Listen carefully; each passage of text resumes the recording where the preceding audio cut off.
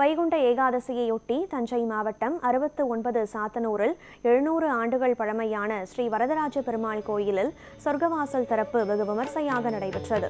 இதுகுறித்த கூடுதல் விவரங்களை நமது செய்தியாளர் விக்னேஷ் வழங்க கேட்கலாம். வணக்கம் விக்னேஷ், அங்கு ஸ்ரீ வரதராஜ பெருமாள் கோயிலில் சொர்க்கவாசல் திறப்பானது எத்தனை மணிக்கு நடைபெற்றது? அங்கு வரதராஜ பெருமாளினுடைய வைகுண்ட பிரவேசத்தை கண்டு தரிசித்த பக்தர்கள் என்ன தெரிவிக்கிறார்கள்? விரைவான விவரம். வணக்கம் கனகதாரா. வைகுண்ட ஏகாதசியை முன்னிட்டு நாடு முழுவதும் வைணவ திருத்தலங்களில் சொர்க்கவாசல் சிறப்பானது அதிகாலை முதல் வெகு விமரிசையாக நடந்து வருகிறது. அந்த வகையில் தஞ்சை மாவட்டம் திருவிடைமருதூர் அருகே 69 சாத்தனூரில் 700 ஆண்டுகள் பழமையான அருள்மிகு ஸ்ரீதேவி பூதேவி சமேத ஸ்ரீ வரதராஜ பெருமாள் திருக்கோயிலில் அமைந்துள்ளது. மூர்த்தி தலம் தீர்த்தம் எனும் சிறப்புடைய இந்த திருக்கோயிலில் வரத சங்கு சக்கரதாரியாக வரங்களுக்கெல்லாம் ராஜாவாக விளங்கும் வரதராஜ பெருமாள் அவதாரத்தோடு எழுந்தருளி அருள்பாலித்து அமைந்து வருகிறார்.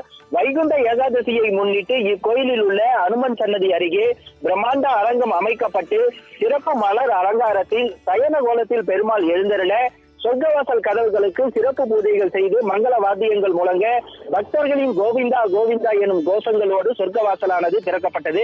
குறிப்பாக பெருமாள் நின்ற கோலத்தில் மூலவர் பெருமானாக எழுந்தருளியும், அமர்ந்த கோலத்தில் கருடாழ்வார் வாகனத்தில் உற்சவர் எழுந்தருளியும், சயன கோலத்தில் சொர்க்கவாசல் மண்டபத்தில் பெருமாள் எழுந்தருளியும், நின்ற அமர்ந்த சயன என 3 நிலையில் எழுந்தருளி இந்த கோயிலில் பெருமாள் தனிச்சிறப்பாக எழுந்தருளியது தனிச்சிறப்பாக இருந்து வருகிறது.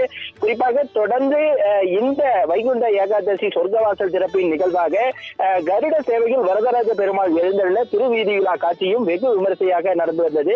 இதில் ஏராளமான பக்தர்கள் கலந்து கொண்டு சொர்க்கவாசல் வழியாக அந்த பெருமாளை வணங்கி வழிபாடு நடத்தினர்.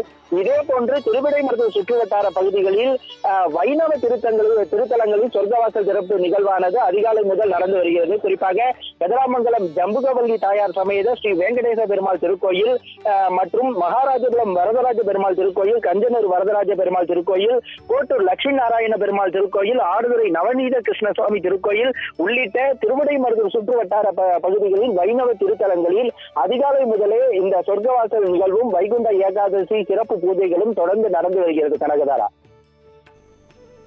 விவரங்களை வழங்கியமைக்கு நன்றி விக்னேஷ்.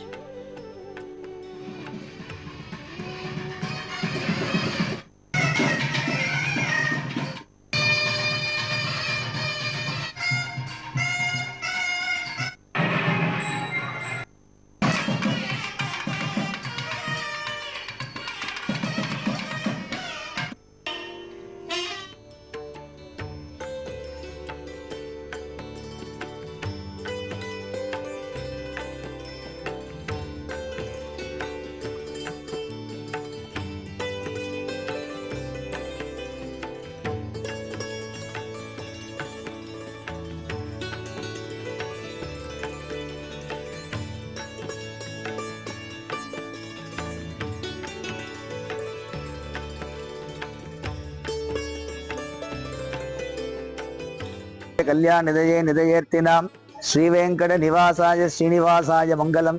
ஸ்ரீயப்பதியான சர்வேஸ்வரன் வைகுண்டத்தில் இருக்கக்கூடிய ஸ்ரீமன் நாராயணனுடைய அர்ச்சாவதார மூர்த்தியான ஏனைய திவ்யதேசங்களில் எழுந்திருக்கக்கூடிய பகவான் நமது சாத்தனூர் கிராமத்துல ஸ்ரீதேவி பூமிதேவியோடு சேர்ந்து வரதராஜ பெருமாளாக காட்சி தந்து கொண்டிருக்கிறார்.